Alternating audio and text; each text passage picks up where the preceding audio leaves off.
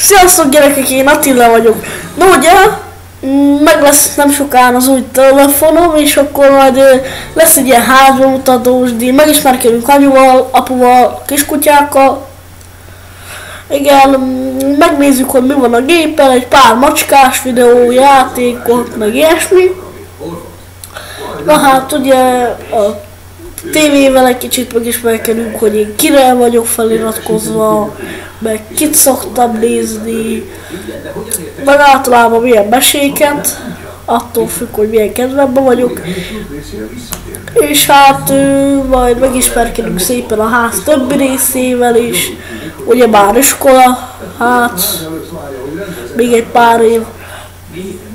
Meg akkor megismerkedünk az iskola tagjaival, mivel van egy fotóm is róluk. Akkor aztán, mit tudom én, megnézzük a naplómat is, meg ilyen egyéb dolgokat is, és akkor ha gondoljátok, iratkozzatok fel, de császtok, én Attila voltam. Pip, pip.